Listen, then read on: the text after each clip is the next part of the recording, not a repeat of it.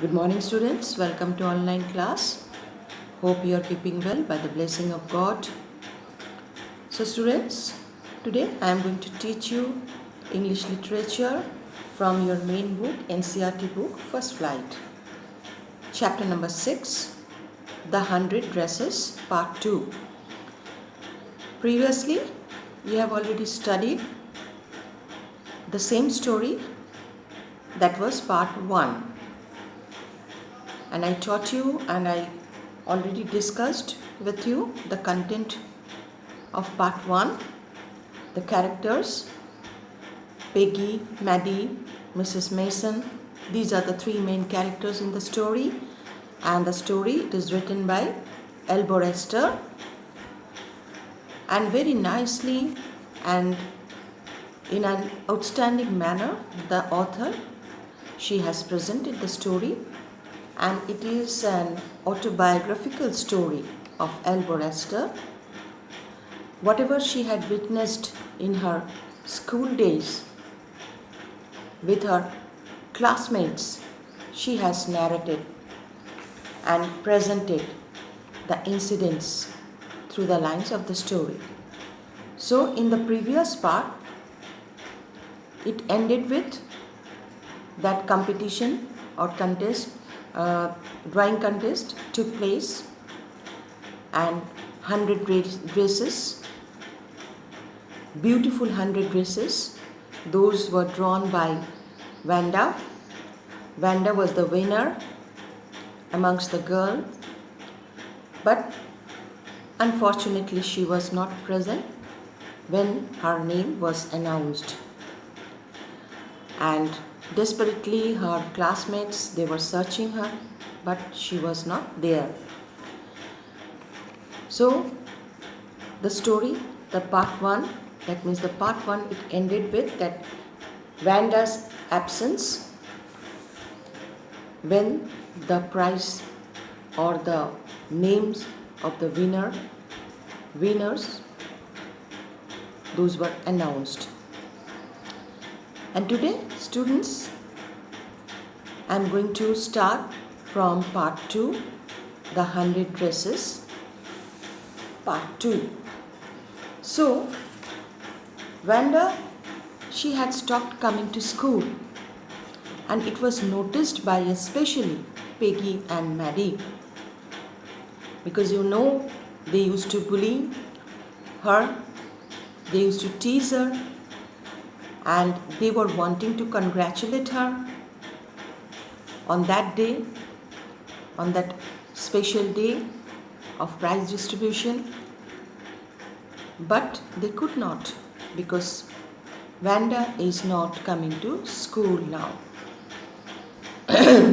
Then one day Mrs. Mason, she was called to the office, and when she returned, she was carrying a letter with her, and she adjusted her spectacles, and she was very dignified and sincere teacher, class teacher of Vanda or Peggy. So she adjusted her specs. She was ready to read a letter. From where that letter came, it was the letter on behalf of Vanda's father, that means Mr. Petronsky. And she started reading seriously the letter before the class. The content of the letter, it was that Vanda, she will be not coming to school again because she is so much humiliated, and she was mocked by her class friends. She was teased by her class friends, but she kept quiet. She never raised her voice against anything, any misbehavior of her classmates, but she felt very bad, and that is why she will be not coming to school further. And Mr. Petronsky, he more added in the letter that we are going to shift to another place, a good city where people they don't inculcate such manner, such thinking. They don't inculcate such behavior. She will be not bullied by her class friends or classmate. She will be not teased by her friends, so-called friends. So we are shifting to such a place or in such a good city where the people or the residents of that city, they are not like that. Here, Vanda, she had faced. This was the content of the letter, and Miss Mason, she read the letter very seriously in front of the entire class. There was an absolute silence captured the classroom. Everybody could understand their mistake, their guilt, because it was sort of guilt, you can say. Though they were not criminals, but it was a sort of guilt to torture somebody mentally, especially along with the other students, especially Peggy and Maddie. Their entire expressions changed. They were feeling sorry for Vanda.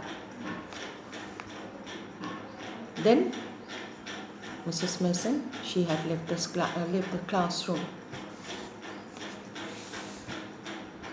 Peggy and Maddie, they were in a state of repentance. They were thinking what to do because now they are not going to meet Manda even for apology. There is no time because Vanda, she is not going to turn up again in the school. But she was the winner of the contest in the drawing competition. They could not wish her. They could not congratulate her. They could not give her compliment for that. So both of them, they were filled with sorrow and filled with despair what to do, because they were, both of them, Peggy and Maddie, both of them, they were repentant for their mistake, for their behavior, for their guilt. Their conscience were filled with repentance. They were wanting to apologize from Vanda, or they were wanting apology from Vanda, or they were wanting to apologize. So then they decided